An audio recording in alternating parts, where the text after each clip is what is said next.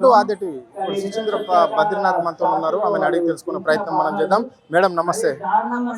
చెప్పండి మేడం, ఎట్లా చూస్తారు మేడం ఈ నీట్ పేపర్ లీకేజ్ని? ఏ విధంగా చూస్తారు, ఎట్లా అనుకోవాలి అంటే ఒక పేరెంట్గా మీరు చెప్పండి. విద్యార్థులు ఎంత కష్టపడితే ఆ ఎగ్జామ్ రాస్తారు, ఎందుకు మరి ఇట్లా కేంద్ర ప్రభుత్వం ఇలాంటి చర్యలకు పాటుపడుతుంది?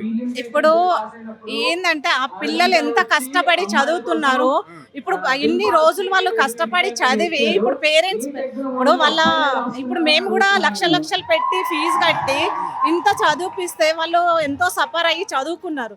ఇన్ని రోజులు చదువుకొని ఇప్పుడు వాళ్ళేంది లాస్ట్ మూమెంట్ లో వాళ్ళకి వస్తుంది, నీట్ మంచిగా వస్తుంది, మార్క్స్ మంచిగా వస్తుంది అని చెప్పేసి వాళ్ళు ఎంతో నమ్మకంతో చదివారు. రాత్రిని పగలు ఎంత కష్టపడతారో మా ఇంట్లో కూడా పాప ఉంది కాబట్టి నేను చెప్తున్నాను.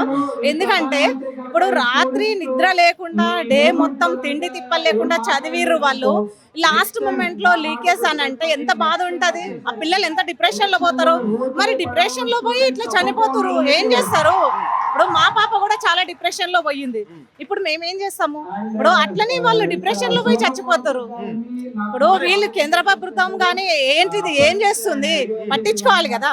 మరి వాళ్ళు అంటున్నారు, బీజేపీ నాయకులు అంటున్నారు ఇక్కడ కావాలని కొంతమంది బదలాం చేస్తున్నారు, అంత ఫేక్ సంబంధించి నిజమైన నీట్ రాసిన విద్యార్థులు కాదు అని చెప్పేసి కూడా స్టూడెంట్స్ కాదు అని చెప్పేసి వాళ్ళు అంటున్నారు. దీని వాళ్ళంతా చెప్తుంది బీజేపీ నాయకులు చెప్తుంది అన్ని వేస్ట్ మాటలు, అవన్నీ కావాలని వాళ్ళు ఫేక్ మాట్లాడుతారు.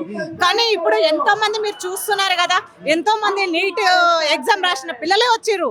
ఇక్కడ ఒకళ్ళని చూడండి మీరు, అందరు వాళ్ళు నీట్ ఎగ్జామ్ రాసిన పిల్లలే కదా, వాళ్ళు ఎందుకు వచ్చారు? వాళ్ళకి ఏమైనా డబ్బులు ఇస్తే వచ్చారా? వాళ్ళకి ఇబ్బంది ఉంది కాబట్టి వాళ్ళు వచ్చారు. పేరెంట్స్ అందరు వచ్చారు. ఇప్పుడు వాళ్ళు కూడా ఇక్కడ మాట్లాడుతుంటే ఆ అమ్మ వాళ్ళు కూడా అందరు వచ్చారు. వాళ్ళు కూడా మా పాపకు అట్లే జరిగిందమ్మా, మా బాబుకి అట్లే జరిగిందని చెప్తున్నారు. ఇప్పుడు వాళ్ళు కూడా అట్లనే వచ్చారు కదా, వాళ్ళు ఫోన్లలో చూసి వీడియోలు చూసి వచ్చారంట ఇట్లా నీట్ లీకేజ్ అని. ఇప్పుడు వాళ్ళకి ఎవరో డబ్బులు ఇస్తే కాదు, ఎవరో డబ్బులు ఇచ్చి పిలిపిస్తే రాలేరు. వాళ్ళు స్వతంత్రంగా వచ్చారు. ఇప్పుడు నేను కూడా డబ్బులు ఇస్తే వచ్చిందా? నేను కాదు కదా. ఇప్పుడు మా పాపకి ఎగ్జామ్ ఇట్లా జరిగింది, మా పాప డిప్రెషన్ లో పోయిందని మేము కూడా వచ్చినాము. బీజేపీ నాయకులు మాట్లాడుతున్న మాటలు అవే కదా, కావాలని చేస్తున్నారు. అవన్నీ వేస్ట్ మాటలు అండి. బీజేపీ వాళ్ళు మాట్లాడేది అన్ని వేస్ట్ మాటలు మాట్లాడుతారు. వాళ్ళు కావాలని చేస్తున్నారు. ఇప్పుడు మేము స్వతంత్రంగా వచ్చినాము, మా పాపది కూడా నీట్ ఎగ్జామ్ ఇట్లా అయిపోయింది పరిస్థితి, మా పాప కూడా డిప్రెషన్ లో పోతుందని వచ్చినాము.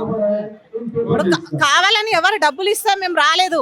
మేము మా పాపకు కూడా ఇట్లా జరిగింది, అందరు పేరెంట్స్ కూడా అట్లా జరుగుతుందా అని చెప్పేసి ఈ ప్రతిసారి ఇట్లానే చేస్తే వాళ్ళు ఇంత కష్టపడి రాత్రి పగలు కష్టపడి చదివిరు. ఎంత ఖర్చు వస్తుందమ్మా ఒక స్టూడెంట్ చదివియాలంటే? మీ బిడ్డ చదువుతుంది కదా, ఎంత ఖర్చు వచ్చింది నీకు? ఎందుకు మరి ఇంత ఇబ్బందులు? ఇప్పుడు ఒక పాప నీట్ రాయాలంటే ఇప్పుడు దాదాపు వాళ్ళకి 10 లక్షల దాకా అవుతుంది, మినిమం 10 లక్షల దాకా అవుతుంది.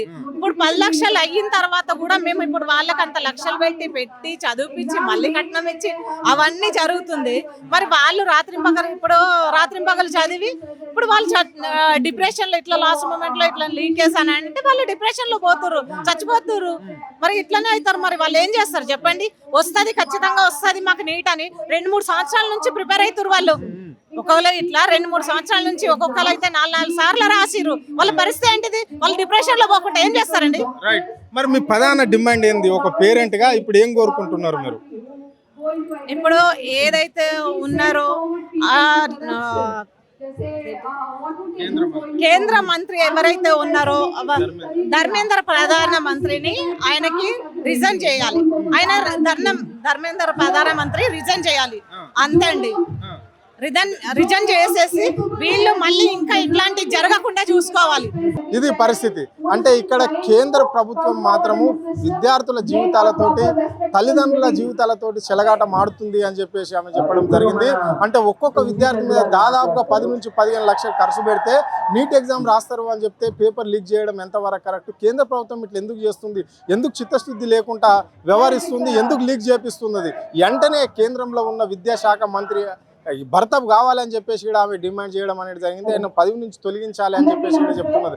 ఎప్పుడు చేసినా మళ్ళా పిల్లల తల్లిదండ్రుల మీద, పిల్లల మీద బురద జల్లే ప్రయత్నం ఇక్కడ ఉన్న బీజేపీ, రాష్ట్రంలో ఉన్న బీజేపీ నాయకులు, దేశంలో ఉన్న బీజేపీ నాయకులు చేయడం ఎంతవరకు ఇది సిగ్గుసేటు అని చెప్పేసి కూడా ఆమె చెప్పడం జరిగింది. ఎంతో మంది పిల్లలు డిప్రెషన్లకు పోయి సూసైడ్లు చేసుకున్న పరిస్థితి కనిపిస్తున్నది. అయినా ప్రభుత్వాలకు నిమ్మకి నీరెత్తినట్లు ఉంది అని చెప్పేసి కూడా ఆమె స్పష్టంగా చెప్పడం జరిగింది. కెమెరా పర్సన్ కళ్యాణ్ తో అరుణ్, ఆద్య టీవీ, హైదరాబాద్.